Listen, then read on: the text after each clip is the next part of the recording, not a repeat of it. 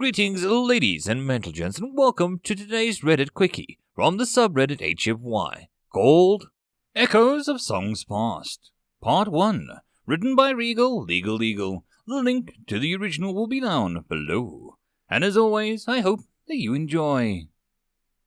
If Rooks had to pick their favorite day of the year, she wouldn't have had to pause. Tourney days. They were always her favorite, especially since they might come more than once a year. This wasn't really a surprise, considering how everyone loved tourney days in general. At the end of the week-long festival of games, competitions, and feasts, the tourney day was the grand cap to it all. The very best champions were put on display and the cheering crowds, while all sorts of treats and sweets were sold in the stands. She remembered the pure lightning in her air as a child going to the tourney day with her father. How excited everyone was, and just how happy and boisterous the atmosphere surrounding it all became. It was also thrilling to her back then to get tiny glimpses into the cultures of the champions and their entourages that came for the tournament. The different smells of their food, the different sights and the dress, the different sounds of their tongues.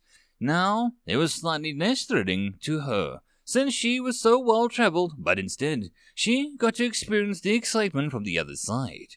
When it was her turn to play host to the curious and excited festival goers, she made sure to take the extra time to answer all the questions the locals would have about her food and garb that was strange and exciting to them.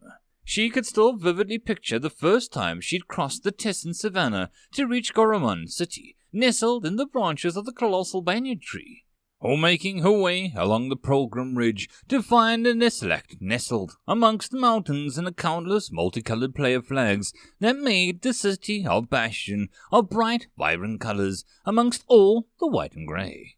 Though her favorite might have been Terra City, not just for the beautiful Fern River architecture, but their sky. She adored the extended twilight of their double moon and the incredibly exotic terrain that laid around the city. What she might love the most, though, was the thought that she wasn't even close to being done exploring the new cities. Sure, right now she loved the soft purple plains that stretched out around Terra City, well bathed in the orange-red glow of one of its moons. But what might she love to discover next? Friends had already told her that she really needed to get over the Belarus to see the city of light blue into the dark bayou. She already loved the Swabi cuisine, so she figured she'd love one of the Thesties too. Speaking of their food, she handed over a few clinkers to the lady at the stand before her, and smiled wide as she handed back a bowl full of her perhaps favorite Swabi dish. It was full of rice, okra, sankroot, chunks of sausage, onion, and of course, colidads, all simmered and bathed in a spicy broth. Carrying the bowl, she navigated the crowds until she got back to her table at the very edge of the tourney field. She could hear the cheering of the crowds and knew that joust was likely about to start, but she was focused on her food, picking one of the colidads out of the bowl to crack it open and suck out the succulent spiced meat inside. She savored the flavor for a moment, eyes half-lidded as the flavors played across her tongue. "Rooks, where have you been? You'll be on soon, you know." Rooks glanced around as she heard someone talking to her, and then nodded to Feck as she waved over her chief armorer. "Yeah, but I wasn't sure that I could get any of the stuff, so I had to make sure that I got a bowl before it's all out." The white-haired veteran snorted as he stumped over towards her. His left leg must be acting up again, she figured. "Want some gumbrella?" she asked as she approached and held the bowl up, already knowing his answer as he sneered. "All that damn spicy Swabi cooking does is burn a hole in my guts. No thank you." Rooks couldn't help but smirk at the grumpy armorer. Unlike her, he seemed to find something to complain about everywhere that they went. And I'm sure in the backwater dump like this, it'll take twice as spicy to make up for the lack of fresh ingredients. Rooks was just smirking at the grumpy attitude. It might be a backwater, but we both know that they'd have packed it all in ice. She insisted and glanced around the reddish-green grass plains that stretched out around them. He was right about the Blood Rock being a bit of a backwater, though. It had only recently been incorporated into the network, and by extension the Republic, which was the part of why they were hosting the tournament for the first place. Most time, the grand champion of the final tourney would be awarded some big prize by the city hosting the festival. But in Bloodrock, really had what to offer was gate rights, and considered their placement in the periphery of the network, it wasn't exactly a sought-after prize. "I don't even know why you insisted on coming here," Feck muttered, echoing some of Rook's thoughts about the prize. "Hey, everyone has to start somewhere, right?" she replied with a grin. "And since I've gotten the rights to Sapphire Bay, I'll own 2 connected gates. That's something, right?" She shrugged a bit, trying to explain her decision to come, though really it was more out of excitement than a real plan. Plus, she liked competing with the local champions to get more practice. And besides, since I'm the defending marshal of the loop, I only have to win a single joust. Yes, against the Tlularath. If he gets in close, Feck started to grumble, then it'll be hell to fix. Yes, I know. I'm not new to this, Rooks pointed out, but I won't let him get close. Just you watch. She promised and wagged her spoon at him before she dug into her food once more and took a big bite of the spiced rice and veggies, letting out a soft purr of contentment. The purring was a pack quirk, some sort of holdover from the olden days that really didn't understand. But she suspected it had something to do with the mastery over tongues. Well, he already battered the TMA and is about to face off against the Duriah, if you want to watch. He nodded to the field that they were positioned near, but Rook shrugged it off. Let me guess, Tirme beat out of Hossala, who beat out Old Man Autumn at the start since he still didn't have the money to properly fix from the old tourney day. She shook her head slowly, knowing that the 5 other champions had arrived rather well. Isn't that exactly what I said would happen when the start of the week? She asked and waited for him to snort, but finally nod. So Duriah will try to hold him off at range, but since this is a joust, she won't really waste her good stuff. He'll get in close and force a concede before the much damage is done. Then it's me and him. She shrugged and took another big bite of her food. You're sounding a bit confident there, Feck warned as she rolled her eyes, as she could already hear her father's voice in her head warning her about being confident and casual for a joust. Or any fight for that matter. I've been practicing all week, she continued. You've been showing off, Feck snorted with a shake of his head. That's part of it, she insisted, and then wagged her spoon at him. Look, if you want me to get ready, then you'll let me enjoy my food, and maybe grab me some lemon fizzle and then taffy berry, maybe 2. Feck just glared at her for a moment, and then turned to walk back to his station. Hey, there's no harm in asking, right? Rooks called out after him. Shrugging it off, however, she took a few more bites of the big bowl of jambalaya. As the spices started their toll on her tongue, she needed something to wash it down with, and she finally got up to head over to the booth with Sapphire Bay. As their chosen representative, this was most likely how she'd hoped to recoup the costs of bringing her entourage here to the tourney, which looked like it might work considering the line for the booth. She smiled and she waved at a few people who recognized her from the previous days and paused to give a souvenir pin to an excited child in the line. When she got up to the front of the booth, Metzi didn't even need to ask as she held out a lemon fizzle and 2 taffy berries which Root accepted with a big smile. Thanks, Metzi. Busy booth today. Yes, go away. She replied and quickly waved off Rooks and turned her focus onto the next person in line, which made Rooks giggle a bit as she walked off with her drink and her dessert and returned to her table. The Sapphire Bay Lemon Fizzle was a bubbly drink that combined freshly squeezed lemon with a bit of molasses syrup and some more secret ingredients that even Rooks didn't know how to make the lemon sweet, yet tangy drink just the way she loved it. It also went very nicely with the jambalaya that she was enjoying. Off to the side, she heard the announcements to start the Tlurath and the Duriah joust, but she ignored it and focused on her food. Honestly, she watched Duriah and Tlurath spar often enough that she could tell what was happening based on the cheers of the crowd. Of course, there was plenty of cheering at the start. Everyone was excited to see champions in action. Plus, for a new town, the songs of battle would still be fresh and new to them. And then there would be the gasps and cheers of Duriah's first salvo. Things got quiet as she pictured the 2 of them facing off and pacing to look for an opening. There were some cheers and gasps as Duriah no doubt tried again to stave off Tlurath. But then the cheers had no doubt shrugged it off and closed in. By this point, Rooks was almost finished with her jambalaya and savouring every last morsel, especially the quillidads. When she heard the gasps and the extra loud cheers, she knew that Glurath had shown his impressive footwork and closed in on Raya further. Then there was the Vusian trumpet and the joust was conceded. The crowd cheered out and Rook slowly drank her big mouthful of lemon fizzle to wash down the last of the suave spices with a content But she knew she needed to move, so she pocketed the one of the taffy berries and cracked open the other. Taffy berries were left over from the oldens that grew on the island around Sapphire Bay, that consisted of the harder outer shell that were mostly spherical, but with little dimples that contained a sweet taffy center, once cracked open. They came in all colors and flavors, and she opened her currant berry. She grinned as she saw the green-red swirl of her favorite flavor. Jack told her that it was watermelon. She wished that she could find whatever watermelon was if they were all tasted like this. As she chewed on the tasty taffy center, she had discarded the shell. She walked into the champion's enclosure to get ready for her joust with Trulath. Jack was standing tall over the enclosure, of course, his armored painting in her favorite bright turnish colors, sapphire blue with the white and golden patterns across the chassis. The black and gold of the marshal's badge stood out bright on his shoulder and the chest, of course.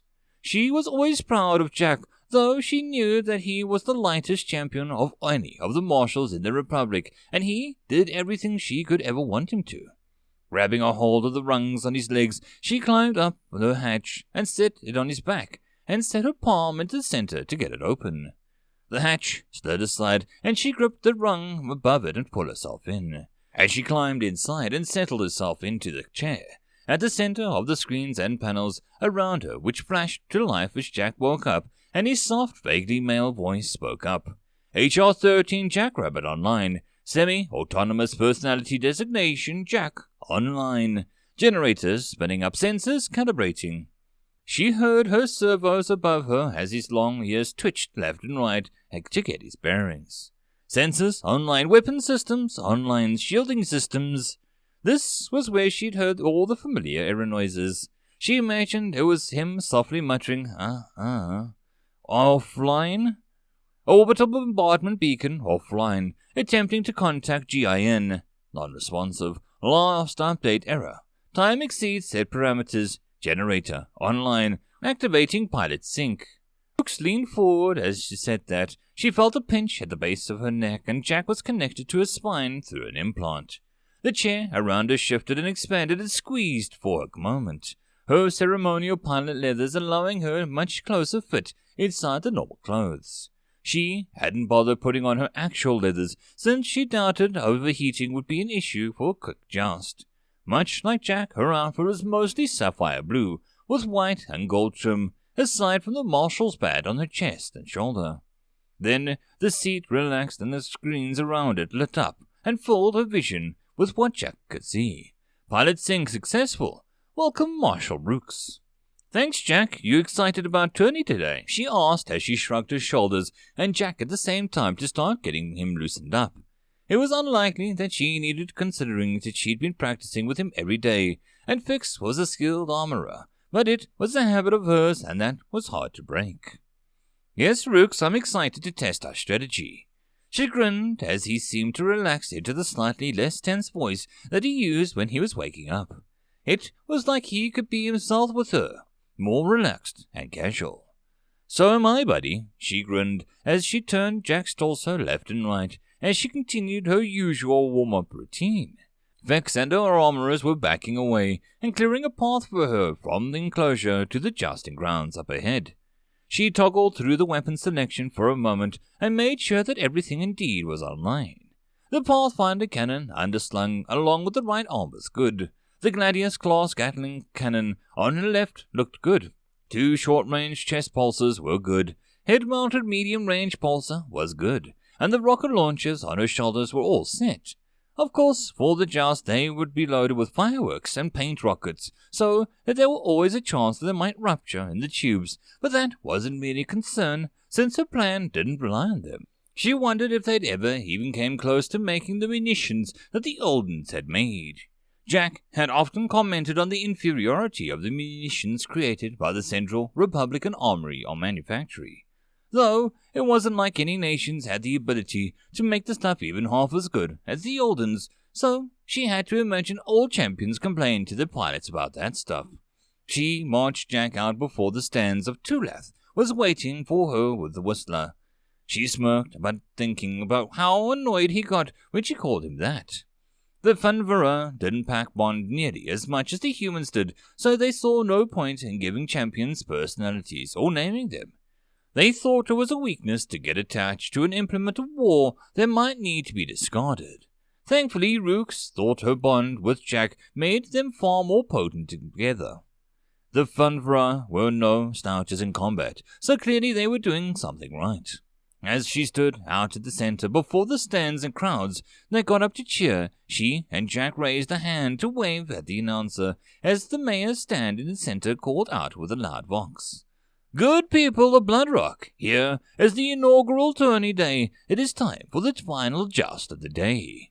Three-time victor today, hailing from the Terror City and the Funvera Federation, is Havel, the pilot of True Wrath."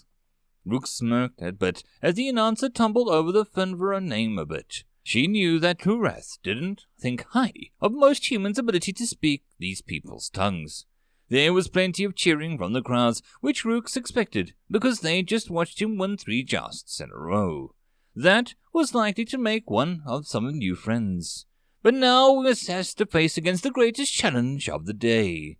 The announcer went on. From our own Uvazian Republic, Marshal of the Sapphire Loop, Pilot Rooks, and Pack Vander. She wasn't surprised when the considerable portion of the crowd that had cheered for True Wrath also appeared to cheer for her. Bloodrock was new to the Republic after all, and they really didn't have any vested interest in either pilot, so why not just cheer for the spectacle before them? But she had a little trick up her sleeve as usual. "Right, Jack, just like we've been showing off," she said and grabbed a ball hanging from Jack's left hip, tossing it high up into the air before taking aim with the Pathfinder cannon before firing. The bullet hit the ball at a height on the arcing it, causing it to explode in a cloud of bright blue smoke. Her little display caused the crowd to cheer out a bit more for her as she could just picture the True Wrath rolling his eyes at her showing off. "Champions, take your positions."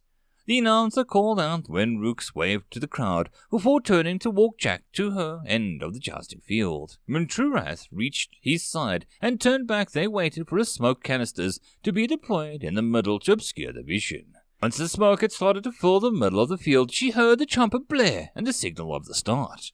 When she heard the signal, she opened up in Jack's heatsings to let out a long song call of the all champions. His was one of the softest, most muted songs that she knew. But, really, it had a subtle beauty to it, and one simply took the time to hear the complexity of the soft notes. True Wrath champion Whistler, however, had a far more high-pitched song that sounded more like a bird, or a whistler, hence her little nickname for him. Unlike Jack, with his long ears and varied loadout, Whistler was much more stocky, with much shorter, flat head and longer arms tipped with blades instead of hands. His ranged weapons were all center-lined and built into the torso as well, which wasn't great for flexibility, but meant once he was in close, he could unload everything very easily. Normally, Rooks were getting closer. Start with a rocket salvo through the smoke to make him dance and try to brawl him out in the center, since she had one of the few champions with the speed to tangle with him close in like that. But today she had other plans. She didn't fire through the smoke or even move closer. She just waited where she was, listening to the whistler moving around in the side of the smoke. She could feel the tension building within her as she waited, knowing that True Wrath was closing in quickly. However, it seemed like her friend wasn't rushing straight into either, as she kept hearing Whistler shift about on the other side of the smoke. The smoke began to dissipate and the crowd watched, murmuring a bit as they waited for something to happen. She adjusted her aim as Jack was giving her possible locations for Whistler to jump through the smoke, but he refused to break the barrier just yet. Leaning forward a bit reflexively with her eyes kept scanning the screens before waiting for the Fenverag champion to burst through. When he finally did, just as the cloud of smoke cleared, he was well off to the right, which made a curse. At the central angle, if she missed, she'd hit booths behind him, and she needed a straight-fire solution to follow the rules. She quickly began to move Jack right as she adjusted her aim. Thankfully, the True Wrath had angled him at the center much closer to the edge of the smoke, likely having expected her to have advanced so that they were both stuck repositioning for a moment. His core turned quicker than Jack's sidestep though, so he reached out with 2 light pulses which grazed over Jack's left side as she could see a flash on her screen denoting a hit. For jousts, they used minimal powered pulses that mostly just melted paint and scorched the armor a bit for superficial but minor damage.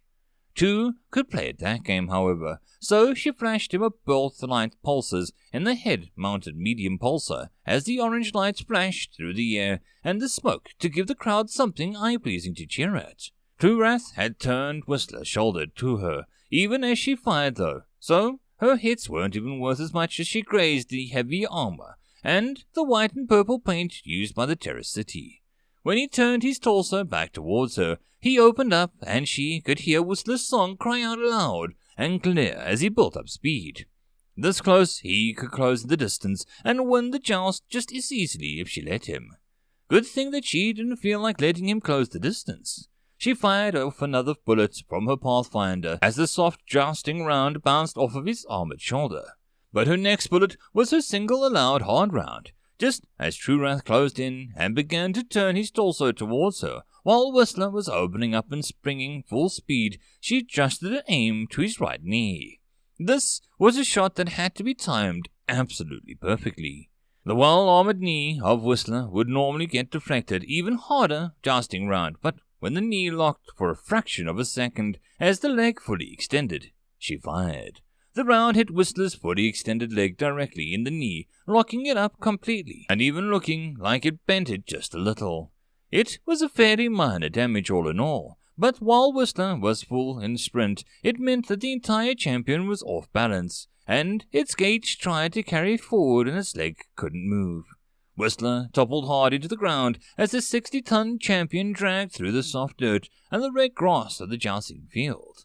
Rooks had quickly sidestepped to avoid the champion as it slid past her and spun up at her Gatling gun in case True Wrath dared to try anything. Yield, she demanded over her external speakers.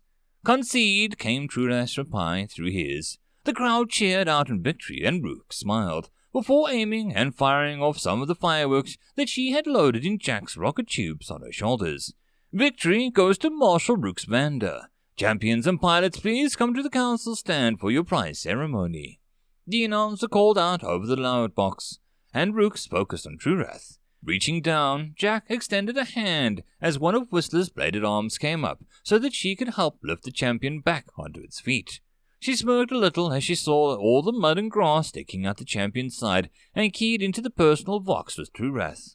Sorry I messed up so much of your paint. Minimal structural damage which can be repaired in a short time is highly preferred in a joust. A clean victory doesn't necessarily mean a clean victory. Rooks laughed as the Funverer actually said something close to a joke. I didn't expect this tactic either. A win befitting a marshal. Never expected to work again. This time she laughed because just how gruff he was. Ah, shucks, such kind words. Thanks for the compliment, big guy. I like sparring with you too. Your positioning was quite clever. You nearly had me. She just heard True Wrath's grumpy growl in reply. It always bothered him when she behaved like he showered her in praise and complimenting him in return. It's probably why she loved doing it. Either way, she helped Whistler limp back over to the central stand, where the mayor of the town council was waiting. All right, Jack, I'll be right back, she promised and gave her console a pat as the connection with her spine unlocked from the chair. While keeping the stinger, as she called it, in her spine meant that she could stay connected with Jack over a long distance, it wasn't the most pleasant experience to feel it back of her neck. She turned and crawled out of the back of the hatch, leaning off to the side and hanging from a rung as she waved to the crowd who cheered for her once more. Once she climbed down Jack's leg, she approached the central stand where the other pilots were waiting. True Wrath to her right reached just before her. The Funverer were mostly humanoid in form though, and they had one of her favorite appendages that she felt all humans seriously lacked: tails. They had flesh similar to humans, but depending on their heritage, they came in a variety of rich earthy browns that ranged all the way to a deep black, with some lighter greys mixed in. Their faces were mostly human as well. Did feature chin spurs and triangular bone ridges alongst their foreheads that made her think of crowns. For whatever strange reason, they also had exceptionally long eyebrows, or rather wide eyebrows that extended past the sides of their faces. True Wrath in particular was light grey that Rooks always suspected that she saw hints of red in which contrasted the pure white hair. He had sculpted his face and hair into a perfectly groomed goatee, and his eyebrows were twirled in a very tight yet small spiral on the ends. She had resisted reaching down at a long tail to squeeze the very end, which was a small puff of white fur that she loved to toy with. Again, that sort of behavior annoyed True Wrath greatly, which was probably why she did it. It reminded her, incredibly, of the soft belly fur of her cat, Moxus. Very fine joust, True Wrath. Exceptional work, as always. She reached out to shake his forearm and pat his shoulder just as he climbed the stairs at the top stand, right where the others could see them. True Wrath growled for a moment, caught off guard by his sudden compliment in public. Your skill was, acceptable, Marshal? He replied. Oh, wow. Really? You think so? Thanks. That means a lot, coming from you. She acted like she was entirely blown away by his words as he once more growled and glowered at her. The other pilots chuckled, aside from Duriah, who clucked. They were all used to Rook's and True Wrath's behavior by now, as True Wrath took a spot on the other pilots' Rooks, gave them all a once-over, and should see how they fared today. Duriah was a Refidor that mostly resembled a large cylinder with arms and legs. They had a squat, sort of squashed mushroom heads and a large flared mouths that reminded her of a frog, maybe a toad, yet pointed long noses more like them all that gave them a rather comical appearance. They were slow-moving yet very hardy, and their dull-tipped claw fingers were great for digging. But why something that liked to dig would be shaped like that was beyond her. From what she knew about them, they possessed more than two genders in the species, but Rooks couldn't tell any of them apart, so she had no idea if she'd even seen one, let alone two. The only reason she knew that Duriah was female was because Duriah had told her. And truthfully, she had been fine not knowing, but the Refidor was rather friendly and honest. Brutally, uncomfortably honest, usually. The other Xenos amongst the pilots was the Hustler. Hailing from the distant summer burrows, she was a Valiax, who might currently be Rooks' favorite Xenos. They had a light fur coat with a pointed triangular ears, a pointed muzzle, and a tail that were far superior in her mind to those of the Funvera, because they were large and fluffy. Apparently, the older they got, the more their tails would grow. But Hustler had only had one. Her coat was a fine white with a soft blue and black specks along her coat. Oddly, her tail was a deep red with a black tip, which always made Rooks wonder if the pilot dyed her tail for some reason. Of course, then, there were the other humans. Old Man Autumn was a well-decorated veteran of virtually all the wars in recent history, but his pack wasn't well-financed, and after being drummed out of the Republic Guard over the age concerns, all he could do was try and scrape together enough money for 20 days and try to win enough to pot to cover the expenses, which he hadn't managed in years. Rooks felt sorry for the old battered war dog of a champion, but Autumn himself was always smiling and stroking his bushy mustache, with a kind of twinkle in his eye, and she hoped that he would be doing better than he seemed. At the very least, his orange and white old guard leathers looked clean. Timery, on the other hand, was a gold-haired lanky kid from Mayan Pack, hailing from Cloudspire. But what he had in funds he lacked in skill. Not that he was unaware of that. He took virtually every tourney that he was offered for a chance to learn and cut his teeth on jousts with the superior pilots in the hopes that he might get good enough to join the guard. Rooks was aware that he would spend countless nights around the fire listening to Autumn drone on about his old war stories. She could only imagine by now that he'd heard them all a dozen times over, but he never seemed to tire of hearing them. If only Autumn wasn't too proud to ask for a bit of help fixing up his champion, she was positive Timery would be practically throwing clinkers at him. But alas, Autumn was indeed too proud for charity. She smiled at each pilot in turn and was happy to see them nod and smile back. Everyone seemed like they were in good spirits. Considering the rather meager grand prize that was on the line here, she doubted that they were upset with her victory. Like her, they were probably just here for the fun and experience. Except Trurath. He never turned down a challenge and hated losing. That was what made him a good deputy. He was a tenacious bastard. Rooks finally turned and stepped up beside the mayor, who was waving the crowds into the surrounding stands. People of Bloodrock, I present to you the very first tourney day, the Grand Champion. Though we might not have as grand a prize to offer as some, we give what we have proudly. To our Grand Champion we give the wealth of the city. Rooks bowed her head, and then as the mayor set the wreath of interwoven red flowers on top of her short brownish red hair, and gate rights to our 2 gates. Her smile froze as he said that. 2 gates? She cast a brief glance back and could see the confusion on the other pilots' faces. Before the mayor could go on a list of the other lesser prizes, she stepped forward and waved the crowds around them as she took in the loud box from him. Thank you, good people of Bloodrock. I'm honored to be your champion, and the incredibly warm and friendly reception that I have had here just makes me all the more proud to be the marshal of this loop.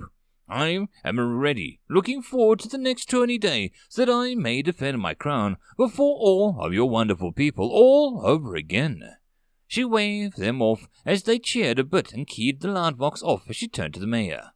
2 gates. There's only supposed to be 1 gate.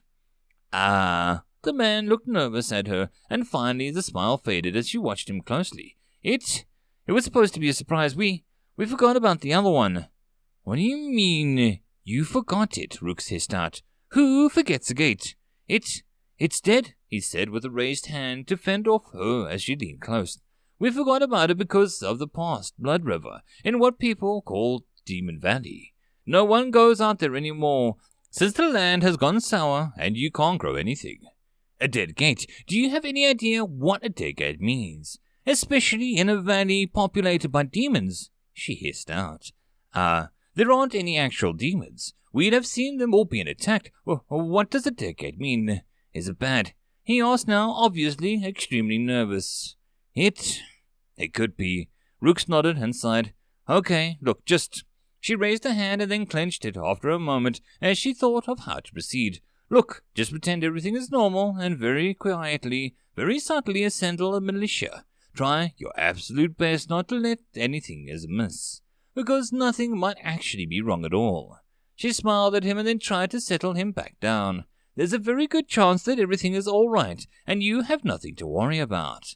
But as Marshal, it is my duty to take it very seriously. It's just a procedure. Okay?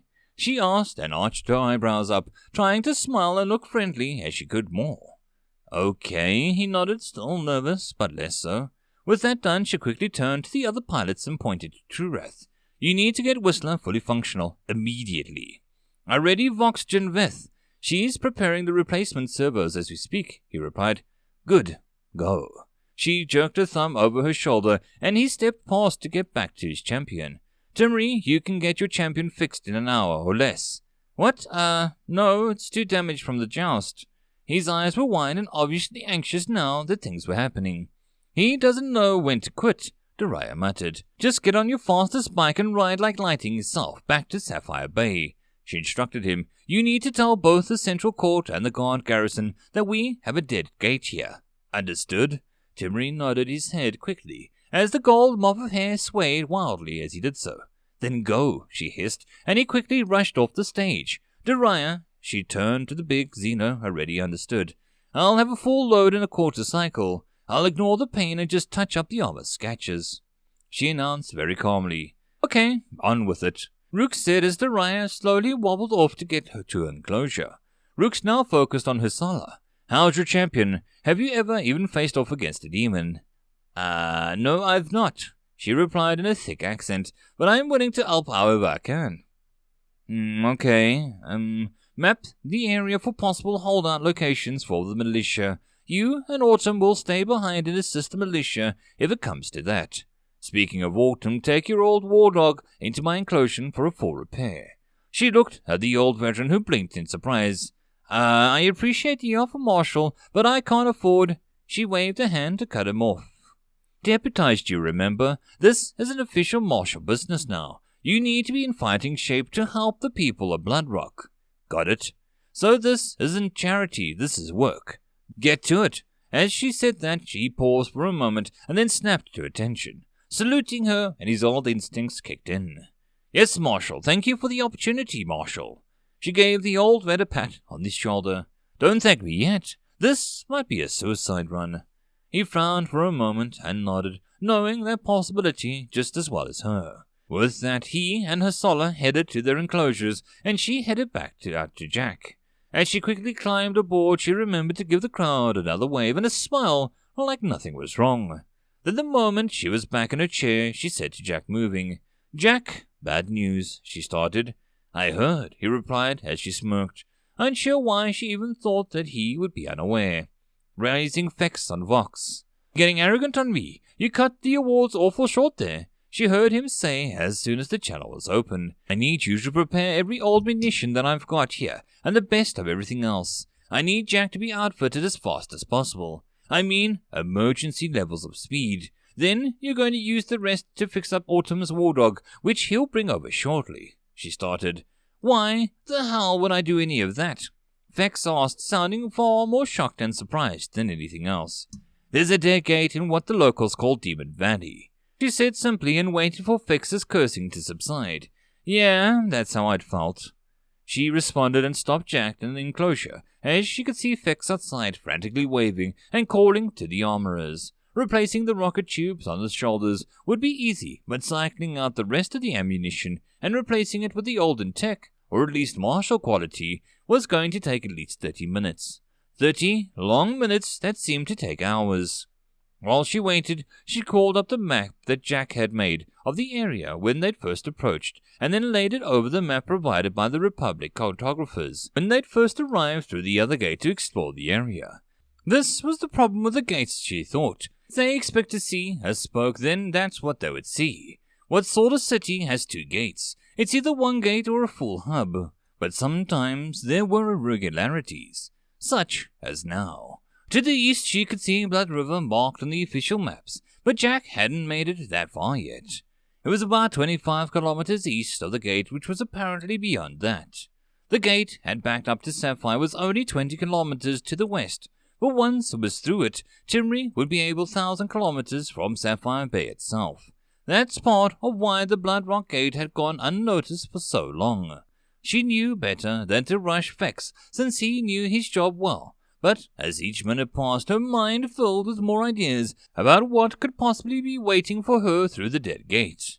When the work was finally done, Fex gave her the thumbs up from his perch on his tower, and Jack gave him a thumbs up in return as she walked towards the enclosure. Autumn was waiting just outside in his beat and battered war dog. Jack's senses flickered over it as it pointed out numerous wounds and weak points in the old champion. She had no hope that Fex could have fixed the right parts to try and fix it. It wasn't like her jackrabbit had a lot of the same kit as his war dog. Hustler was waiting at the far edge of the jousting grounds in her own champion. Jack's senses flickered over as well, giving her a quick rundown of the LR7 Velociraptor class that she had. It was painted in a vibrant red and blues in feather patterns across the chassis that looked great, but likely wasn't ideal for a fight with demons. Nothing could be done about it now, though, she supposed. "To the river, then," Hasala said across the Vox. "Yes, do you have maps?" Rooks asked as they began to jog their champions out of town. "Yes, I do. Volive is very well equipped with such things," Hasala replied. Once they were past the edge of the town, they both began to ramp up their speeds. Unfortunately, to cut a path to the river, they had to cross fields around the city, and likely trample some farmers' crops, but the court would pay them for the damage, if there were any survivors. "I have a question, Marshal." "Ask away," Rooks replied as they ran. Hasala's champion could outrun Jack if they were going full bore, but only by a bit. And if she ran into a demon, she'd likely want Rooks's heavier champion close by for help so they matched pace. If the gate is dead, why is it possible threat? The younger pilot asked. A lot of civilizations think a gate is dead simply because it is not active, but sometimes they're just dormant, and while we don't understand them all that well, certain demon lords can actually open them up. Plus, the reason most gates are dead in the first place is due to an olden war with the demons. The Oldens would only close the gates that were connected to hives, or totally dead worlds. So, if there's a possibility of a dead gate, it's up to the local garrison to marshal and investigate. Immediately, she replied. And what if it is not dead? Hassela asked next. If it is, then we try to defend the gate. As a last resort, we hit the gate with everything that we've got to try and destroy it. And yes, before you asked, that does mean that we rupture the gate, and all are consumed in the ensuing explosion, along with most Bloodrock, and most likely. But it's better to die along with Bloodrock than they get through the gate into Sapphire Bay, which is a hub. But considering there's only a handful of us, I'm not even sure that we'll be able to destroy the gate if we wanted to. The other pilot was quiet then as the champions ran on. Thankfully, with their speed, they were soon at the river itself. It was easy to see how it got its name, and the red clay of the river, then making it look indeed like a river of blood. Was this entire planet based around blood-red terrain? She wondered idly. You stay on this side and explore the area map. Everything. Mark this forward point, Rooks instructed. Yes, Marshal. Hassela replied but didn't turn her champion just yet. Good luck, she finally said before turning to run off to map the area. Thanks, Rooks replied with another sigh before slowly forwarding Jack to across the river. The clay base wasn't ideal for the champion's heavy feet, but it was secure enough for her to get across, thankfully. Dariah would likely need to cross somewhere else. Once on the other side, she began to run forward into the so-called Valley of Demons that began to spread out before her. At first, all she saw was dirt and rocks. Not even the red grass of the ubiquitous of the plains was growing here. Checking the map that Jack was creating, as they moved, she saw that they pressed on perhaps another 20 kilometers from the river, then 30, then 40. She was beginning to wonder if the mayor had made some sort of mistake, as if this was some terrible joke gone wrong. But then the ground dipped down even lower, and she stood on the edge of what looked to be a natural crater, too big for even the old munitions to have created. Possibly some long dormant, hopefully dormant caldera. But it wasn't the caldera itself that made her stop and gasp. It was what was inside of it. At the dead center was a gate, a big one. And all around it, stretching from the base to the gate, was a very ridge, was the caldera that she stood on. Were dead champions. Their husks had decayed and rusted in the elements, but there was no mistaking what they were. She'd never seen a graveyard like this before. For a moment she caught a shimmer across the caldera, as it had broken cracked solar panels of some of the champions caught the light of the sun above them. Her vox cackled and popped at static for a moment, and then to her surprise Jack spoke. Can you hear their music? It is beautiful. What? Jack, do you hear songs? As she asked that, the console around her flickered and flashed as the static over the vox got louder. Jack! Jack! Jack, speak to me! She began to shout as the champion behaved in a way that she'd never experienced before. Then the entire champion shuddered around her for a moment before the screen went dark. She began to breathe faster, and she had no idea what had happened before the screen suddenly turned back on and everything lit up. Jack, are you okay, buddy? Yes, Rooks, I'm detecting dangerously elevated heart rate and stress hormones. Are you all right? She let out a deep sigh of relief and relaxed in her chair as he returned. Yeah, you scared me. You said something about the music being beautiful and then shut down for a moment. She ran her hand over her hair and jumped a little in surprise as she felt her wreath of flowers that the mayor had given her. She had forgotten all about it and then settled down and her breathing slowed. Pilot error, no such function has occurred. Rooks frowned at Jax and he used more tense voice to speak to her like that. Can you hear the songs of any of the champions? She asked instead. There are faint echoes of battle, long since ended. He sounded a bit normal now, but, sad. Sad as he could be at least. She slowly began to advance down the slope of the caldera toward the gate at the center. I don't even recognize some of these champions. Rooks muttered as they slowly walked through the dead remains of the champions. She thought that she knew all the champions by now. War dogs, velociraptors, gladiators, coyotes, hammerheads, hatchets, Vikings. She let out a slow whistle as she got closer to the center and started to see shattered bones of even greater champions. Mammoths, juggernauts, titans, and even some models that she'd only ever seen in the Empire, like tyrants and warlords. But there were husks that she didn't know at all. Crawlers and lifters chassis that looked like transports for some of the battle champions. Is that ammunition? She asked as she saw some of the crawlers towering over what looked to be an absolutely gigantic shell. She couldn't even fathom what sort of champion would fire something so absurdly large. Affirmative. She frowned as Jack responded to her like that. She didn't like it when he got formal on her.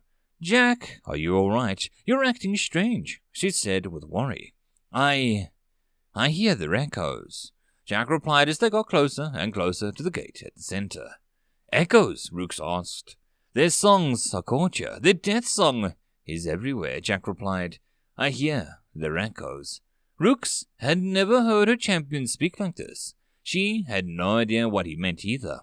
All around her were the husks of the dead champions who couldn't possibly be singing, and they were long dead. What echoes could there be? They finally came to a stop at the base of the gate before them. It was easily 200 meters wide, which seemed insane to her considering they were near the Blood Rock, which wasn't even supposed to be a hub. This was as big as the central gate near the Cloud Spire. But why?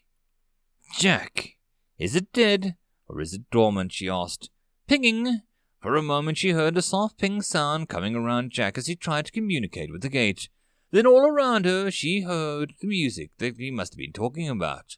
Her vox was filled with it, a cacophony of champion songs all around going off at once. After the first discoordinate moment, it all came together, and she gasped as she heard them singing together. Not just a few champions like she was used to, or even dozens, but hundreds. Hundreds, all singing together for a battle scale that she couldn't picture. She was about to ask what it meant when Jack shuddered around her. "Leave." "What?" she asked. "Leave. Leave. Warning, alert, danger, retreat, leave, leave, leave." Rooks jerked back on her controls, but Jack didn't even budge. Jack, what's going on?" she asked, and she forced her breathing to remain steady and not panic. "Retreat protocols overridden, GIN contact established, updating.